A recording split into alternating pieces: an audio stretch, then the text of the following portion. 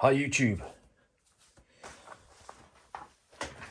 It's my bi-weekly day off, and it's a day off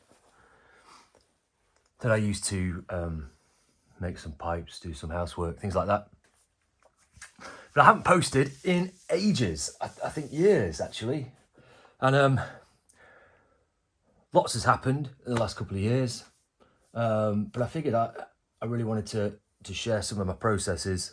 No better way to do that than on YouTube. And I actually thought I'd share a little bit about like my pipe making history as well. So I've been making pipes for about 5 years now, and I've learned a huge amount in that time. I've learned a huge amount from other people. I've taught myself a lot. I've made a lot of mistakes, and I wanted to pass some of that information on. When I started making pipes, there were several key resources to use. And one thing that was made really, really clear was that there were several ways to skin a cat.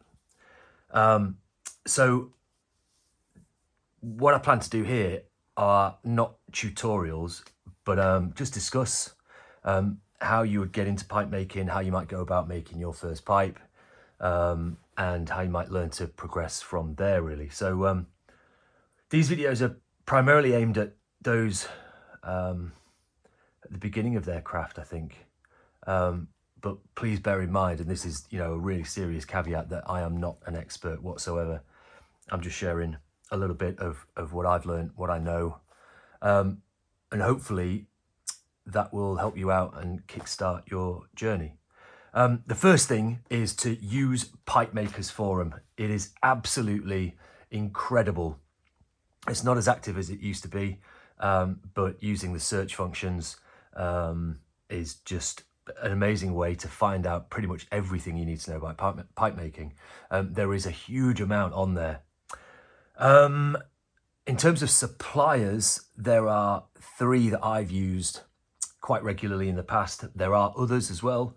If you're stateside, Vermont Freehand and Raw Crafted, they're brilliant. I'll see if I can add some links in the description. And if you're in like Europe, Pfeiffernecker in Germany is my favorite in Europe. There are many others around the world.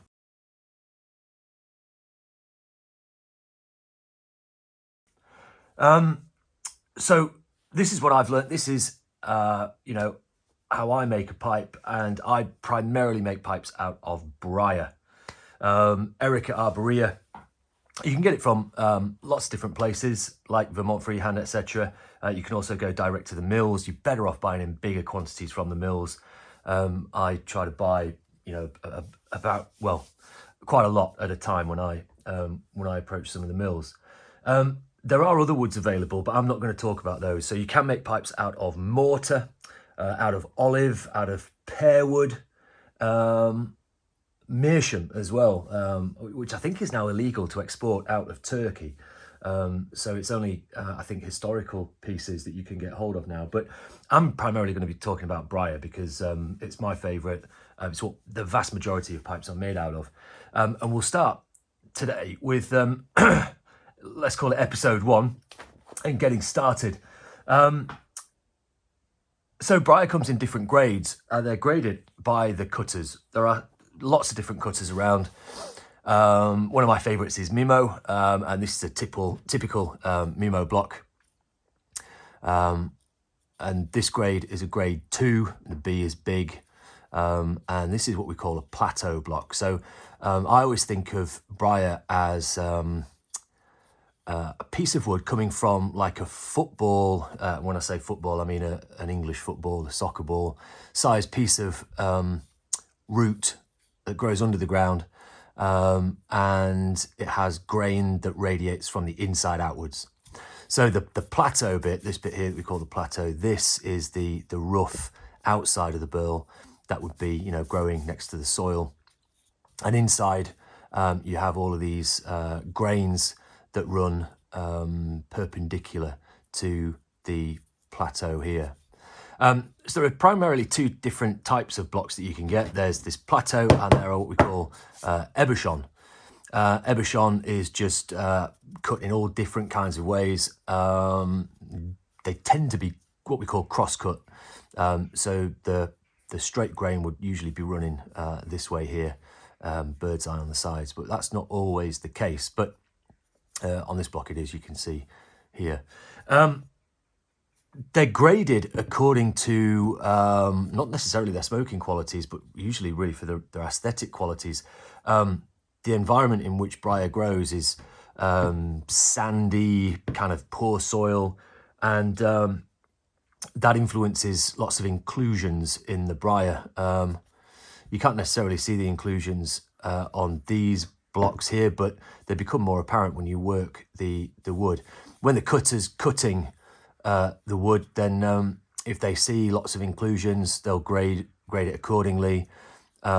If they see really tight grain, they'll grade that accordingly. And you tend to have three categories, I guess, of grading. So grade 1 and 2 would largely, from Mimo, would largely be suitable for smooths.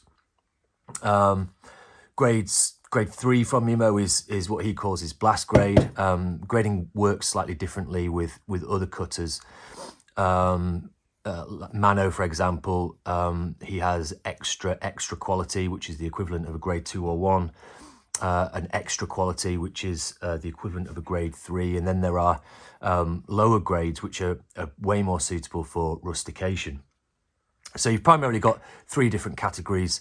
It depends on the cutter as to the grade, but obviously as pipe makers, we want to buy the most appropriate grade for the product that we want to create. I make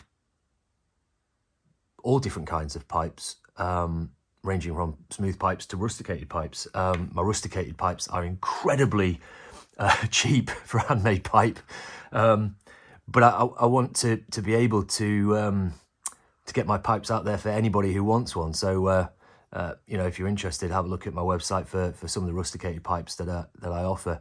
I don't offer my rusticated pipes outside of my website, so they don't go to retailers like the blasts and the smooths. But if you're interested, do have a look.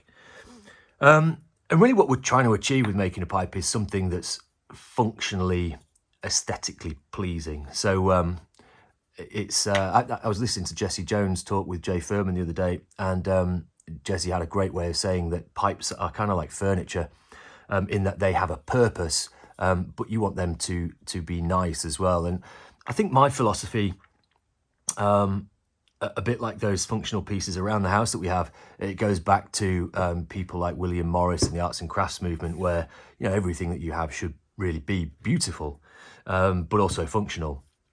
So things can be artistic. I like Jesse, I don't really think of pipe making necessarily as an art. Some definitely are, but I like to think of my pieces as functional foremost, and hopefully, you know, aesthetically pleasing to people who like them. So that's what we're aiming for, and that's where we begin with the blocks of briar. In future videos, I'll tell you, you know, what we do with these, how we get them prepared to make pipes, etc.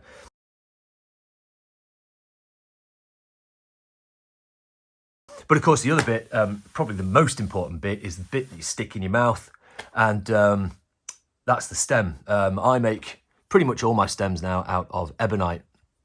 Ebonite is a vulcanized rubber, so it's basically hardened rubber. It's hardened with sulfur and a few other ingredients. I buy all of my ebonite from SEM in Germany. I just love the product. It's great. I buy it in the meters, just because I'm at that stage now where I just, you know, buy it once a year kind of thing, and buy a huge amount of it. And this is the kind of raw ebonite. This is a bit that I've cut off and begun making a stem with. So I've drilled the mouthpiece end. And there are other materials available as well. There's handmade resin. So this is a piece of resin made by Chris Kelly, a really good friend of mine, and somebody who's been an amazing mentor to me. He hand casts these resin rods. I don't think this one is available anymore. This one I think is called Smoke, I think. I used to use this a lot more, but I just prefer making mouthpieces with integral tenons. I'll talk about that in a future video. So ebonite resin, epoxy-based resin. There's also acrylic as well. I don't have any acrylic because, to be quite honest, I personally don't like the stuff. There are pros and cons with each of these. Ebonite polishes to a beautiful, beautiful finish. You can get it super, super shiny. You know, in a really intense black. They also use ebonite for things like saxophone mouthpieces. It's a great material, but if it's not polished really highly and cared for, you know, waxed and oiled or what have you, it does oxidize, and you know, it does go a kind of grey colour. All the raw rods that I buy, of course, have that oxidization on the outside, which gets turned off. But resin doesn't do that. Resin has the kind of softer feel in the mouth, a bit like ebonite does. Ebonite is a hard material, but it is easier on the teeth, and that's the reason I don't like acrylic and why I don't really use it. It's a bit of a pain to drill, and I just find it far too uncomfortable. I like to, you know, hold a pipe in my teeth, so I'm not a big fan of acrylic for that reason. But great products. If you're interested in the resin, that's available, I think, at Raw Crafted, at Pfeiffernecker. I hope I'm pronouncing that right. I think so. And you can email or get in touch with Chris Kelly yourself if you want to order some resin. A couple of years back, he had some supply issues with particular colours and materials. So he's got an entirely new line this past year. He's working with Micah of Yeti Pipes on that line. Ebonite is available at most of the kind of pipe making stores, websites like Vermont Freehand, etc. And you can buy it in whatever sizes you want from those. Or you can go direct to SEM. There is NYH as well, based in Germany. There's a company called Nico in Japan. And I think there are quite a few manufacturers in China as well. But I know the quality of SEM. I like the quality of SEM, and I stick with SEM for pretty much all of my stem material.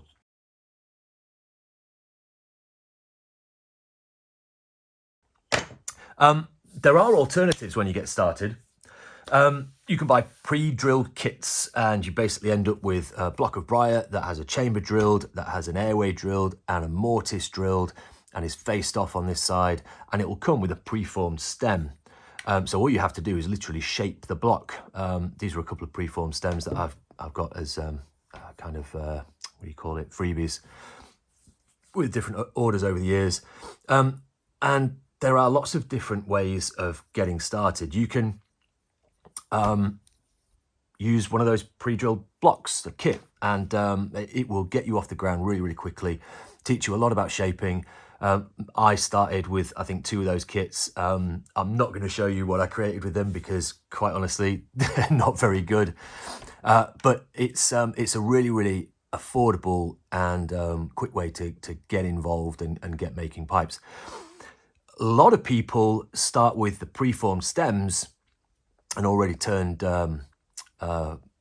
tenons, and start practicing drilling and shaping the blocks and just sticking the stem in. And that's completely cool as well. That will get you off the ground pretty quickly. There's a lot more technical things going on, but you know, a really straightforward way of getting started with pipe making.